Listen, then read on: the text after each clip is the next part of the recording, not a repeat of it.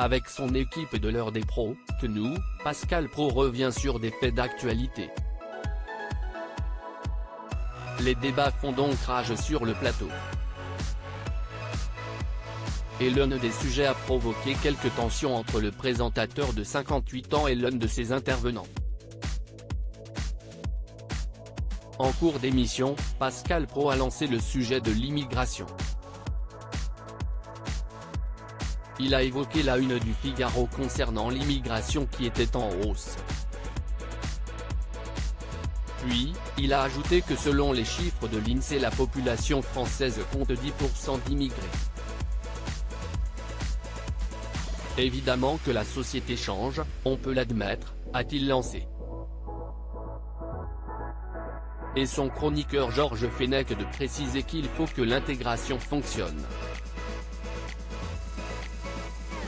Il ne s'agit pas de le regretter, de le contester, de le condamner. Mais en 1920, il y avait quasiment 6% de population étrangère en France.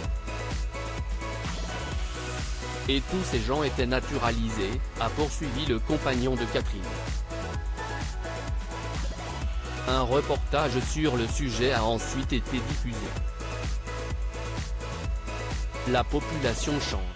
Mais les conséquences sont terribles parce que vous avez des phénomènes de communautarisme. Vous avez l'obligation aujourd'hui de créer une loi sur le séparatisme. Je crois qu'on est les seuls. Et l'autre conséquence, si est le lien entre l'immigration incontrôlée et la délinquance. Darmanin a reconnu ce fait. Donc les conséquences sont terribles. On est tombé dans une société qui risque de se fracturer de plus en plus.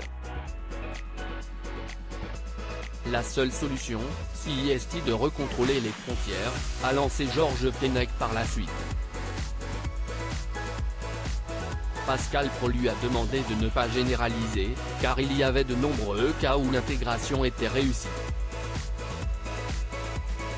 Le compagnon de Marie, ex-candidate de télé-réalité, a donc reconnu que la majorité se tient bien, mais qu'il y a une forte minorité qui refuse l'intégration.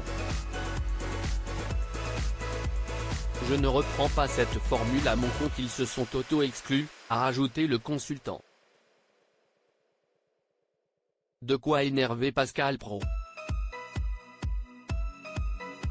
Je ne reprends pas cette formule à mon compte, a-t-il répliqué. Mais Georges Fenech a persisté et signé, j'affirme que dans certains quartiers. Je ne généralise pas. Ne me faites pas dire ce que je n'aille pas dit. Je dis qu'il y a des gens qui vivent hors la loi, qui considèrent la police comme des bandes rivales, qui protègent une criminalité souterraine et qui considèrent que leur religion est plus importante que la loi. Le présentateur a alors répondu qu'il osait espérer que ce n'était pas la majorité. Quand vous avez dit qu'ils se sont auto-exclus, j'ai cru que vous parliez de tous les immigrés, a-t-il ajouté. Et son chroniqueur de conclure qu'il parlait de la frange apparue dans les années 70.